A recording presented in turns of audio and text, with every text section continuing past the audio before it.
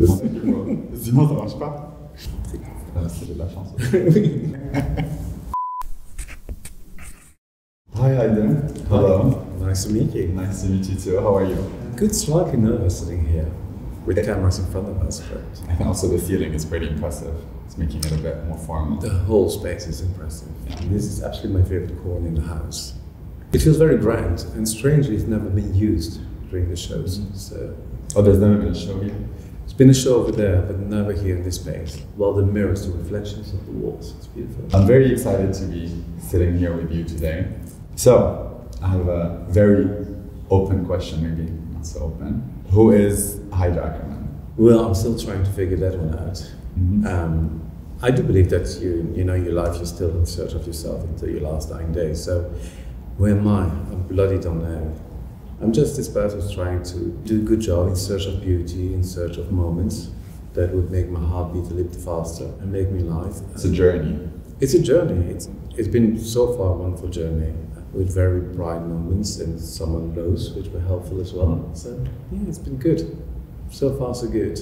So far, so good. I like this sentence. Yes. How do you feel at Jean Paul Gaultier at the moment? Do you feel home already? Well, yes, I do feel home because the team here was so embracing this moment and embracing me, and they made me feel welcome immediately. You know, the house of Jean Paul Gaultier is all about generosity, and it really reflects by the people who are working here. We've been working with Jean Paul for many, many years. So yes, I immediately felt home, and to be a guest and to accept this honor, there was an evidence somewhere. An ease yes. to the whole thing. So everything is so smooth so far until the 25th. Sure, it's going to be smooth by then as well. A bit nerve-wracking, but no, you know, it's really exciting. It's exciting for me as for the house, and to have those kind of collaboration, those kind of dialogues and exchange between two persons or two houses. It wakes up lots of curiosity, and that's a good thing. Yeah, it opens a dialogue. Yes. A lot. Yeah. So I asked you, who is Haider Ackermann? And I'm a firm believer that everything is rooted in childhood. We're all, I'd say, kids at heart, even if sometimes we tend to take more time to discover the kid inside of every one of us. Do you have a nostalgic childhood memory that you'd feel comfortable sharing with me? But you know, it's strange that you say that this whole journey of your childhood and to creativity, because being here in a haute couture house, you know, my childhood, as you might know, I lived in Arabic countries, and it was very couturesque. You know, when all the rooms are built, and then suddenly, as a child, you were the only one who was allowed to be with the ladies. So when you enter weddings, they would take the veils off, and then you have an orgy of colors, of gold, of shining. It was a couture. Yeah, it's grand. So it's very grand. So actually, it all related to them. So yeah, it's a journey. It's a wonderful. But yeah, so of course you had this in those countries where I was. The mystery of the woman behind her veils was something that I wanted to discover, and it wakes up so much curiosity that you just want to understand them all. So I'm sure it has to do with why I became a designer. But then I live in northern countries, and there was a lot of snow, and I remember dressing up my little brother, and all I wanted to hear was the sound of the fabric in the snow. So we had to run with massive dresses in the snow to just, for me, hearing the whispers of the fabric. You've been an instrumental figure of menswear and women's wear, a big figure in fashion. Thank you. And you kept, I think, a low profile throughout the whole journey. You've been quite discreet, with, I think, more recently, very key appearances with people that your relationship to them feels very human. I think of Tilda Swinton, who's a good friend of yours, Timothée Chalamet, who's, I'm sure, a muse in many ways. Would you say this Jean Paul Gaultier collaboration marks like a new cycle for the Ackermann story? I don't know. I think it's a continuity. I think, first of all, I've always remained quite silent. You know, I'm coming from the Belgium school, which is quite where we talk a lot about discretion. And due to my childhood, where we live in those countries, discretion is absolutely a must. And I do believe that discretion is elegance. And we live in a world nowadays, everyone is screaming so loud, that to be more the quiet one it gives you a sense of freedom. Also because nobody has to be aware of all you're doing and all your steps. I don't think that's the most interesting part. Especially now with all those reality shows you have. and that everybody's throwing out their emotions out there. I think to pull back is not such. Is it a way to stay in control in a way? It's a way to control, and it's a way to protect yourself, and it's a way. It would be absolutely a bore if everyone knew my life. That's true. I mean, you have to keep. I think. My life is not boring. No, I'm sure. No, I'm sure about that point. Yeah, I don't want to. Perhaps I might be too selfish, but I don't want to share everything. There's no necessity to share everything. I like to be in that kind of a shadow, and Jean Paul Gaultier is a house which is much more visible, much more out there. Monsieur Gaultier is very comfortable. There's also a shyness and a comfort. Monsieur Gaultier is very at ease with people, which I'm not immediately, as you can see. I like just doing my work and being in the shadow. I feel like creativity thrives in intimacy. It's very important. Yes, and it's something that I've always been searching for. I like to work with my little team. I just love them. I just like to be between my walls. To resource. I remember watching an interview you did for Vogue Greece. You said the exchange between men and women is a very interesting space, and when you put a men's jacket on a woman, suddenly you start to feel her fragility and her strength at the same time. At the moment, Gaultier as a house is at the forefront of many conversations that have been open for many years, but that are quite relevant in today's discourse. Gender fluidity, it's part of the Gaultier heritage. Which message will this couture collection aim to send?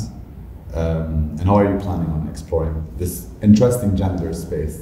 But the difference is, first of all, Monsieur Gaultier started all this conversation years ago. In 1994, he was already busy talking about gender fluid, which is the item nowadays. It's not a subject that really touches me personally. I'm much more interested in the exchange between a man and woman and the romance about it, the fact that you want to wear the jacket of your girlfriend because you can smell her, you can touch her, you have those memories. So it's all more related to emotion than anything else.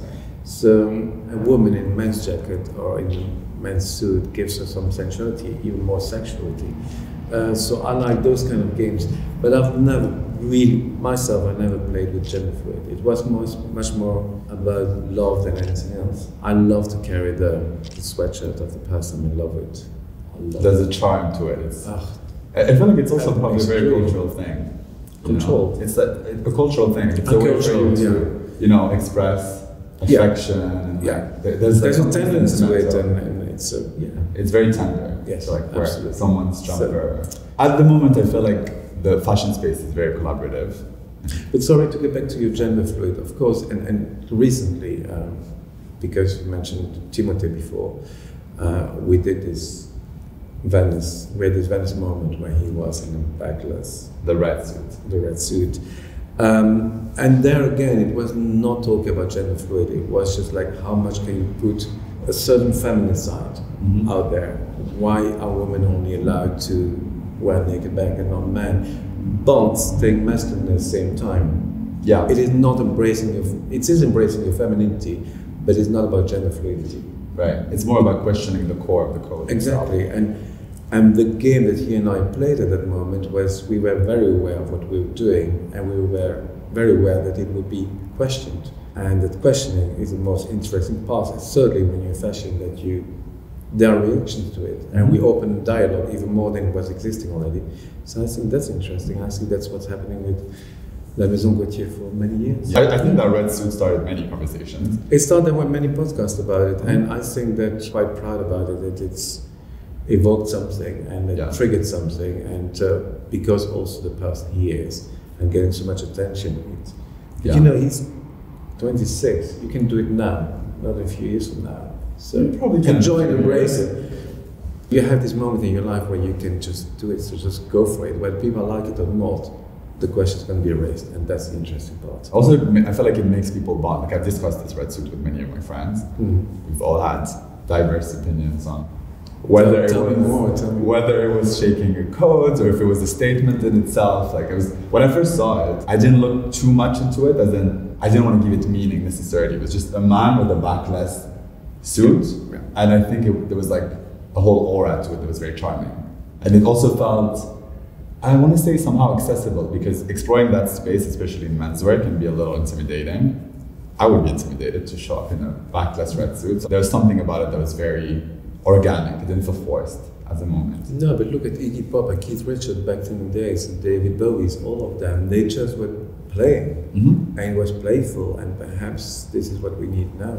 Yeah. Certainly after the time we've been going through, let's just have a game good time. moment. Yes, game time. So at the moment, I feel like the fashion space is extra collaborative. It's collaborations left, right, and center about everything and anything. And I feel like with what's happening at Gaultier at the moment, it kind of aims to reunite fashion under a common roof that feels healing. There's an element about it that feels very community. Did you ever think you'll get to express your creativity in such a new way? And why Jean Paul Gaultier? I was always dreaming to have dialogue with people. It's been something that's been haunting my mind for a long time. But in my previous situation, with the company I was working with, they were not open for that. They preferred me to concentrate on myself. But I think when you have a conversation with someone, it can only be richer. You learn more about yourself, actually. It's a very selfish matter, because this whole questioning, you will be much more aware of what you're doing, what your taste is, right, and what you dislike. So, yeah, I'm here at Jean Paul Gaultier now. I love doing this. I did just before something else, sportswear. It's interesting. It moves you forwards. You only go onwards and upwards. We'll talk about the sportswear in a minute. I'm intrigued. Yeah. I feel like couture has been the least collaborative space in fashion across the years because of the legacy, the heritage. I think it's also a very stiff space in a way, which has its charming, ways. It's more playful than Qrita. It is, but I think as an external viewer, you're more likely to be probably intimidated by couture than by a ready-to-wear tuxedo or so. Why do you think couture has been the least collaborative space so far? Because it's a very exclusive world, and exclusivity is sorry, but it's a good thing. It's a good thing. We discussed it before. I think that being exclusive, being not reachable for everyone, evokes desire. And nowadays, everything is reachable. So we kill all the desire in the world, right? Which I think is really a shame. So this very preciousness and exclusivity, it elevates everything. And it makes you dream. And Lord, do we need to dream nowadays. So yes, I do think it's very important. The whole element of desire. Yes. That has to be kept. Absolutely, yes. And therefore, this collaboration might not have been easy in that segment of fashion. And it's a very personal thing, It's a very, when you work on it, it's so precise. It's so by the millimeter, by the centimeter. It's a very selfish world. It is, and that's fantastic. But surprisingly, it's also the world where you get to share the most, probably. I don't think it's that selfish. I'm sure. Yeah, because you're even more focused on yourself and more focused on the work because it's just a few silhouettes and it's much more coordinated and much more controlled. It's articulated. Yes, much more articulated. So you're very focused. So you recently presented a collection with streetwear label Fila. Yeah. And now you're moving on to couture, which was probably at polar opposites creatively. And not totally either. Which is what I want to hear from you. How do you collide both worlds? All about bodies, about shoulders, about neck, about muscles, about standing straight, about a certain port, I don't know, the way you hold yourself. Whether it's in sport or whether it's in haute couture, you need to have a way of... the way you stand, the way you present yourself. Exactly, the way you present yourself. This is straight. That's what I was trying to do. You made me self-conscious now, so I had to fix my posture. So it's not that far extent from each other because everything is very body conscious. And to do those exercises at the same time, it inspired me in haute couture and inspired me vice versa in sports world. So the exchange, although my nights were quite the centerpiece is the body. Then it spreads. But you learn all the techniques from sportswear which affect the work that you do in haute couture and vice versa, and the concept of haute couture that you might bring in sportswear. So that whole exchange has been really, really nice. Exhausting, but nice. Do you think you could be as comfortable in a sportswear piece as you'd be in a couture piece? Is there even an aim to be in the first place? I never dreamt of doing fashion. I dreamt of doing haute couture. Due to my past, due to what I look up to, it's a prolongation of what I ever wanted to do. Sports was something new. But I enjoy those games. Two different games, similar rules. Two different games. And before, all these years I've been so focused on myself and just be able now to have a bigger play field. Right. It's more freedom. Yes, total freedom. Mm-hmm. So we spoke about heritage a little. Our childhood is extremely impactful in the way creativity is delivered, perhaps. I know you're originally Colombian.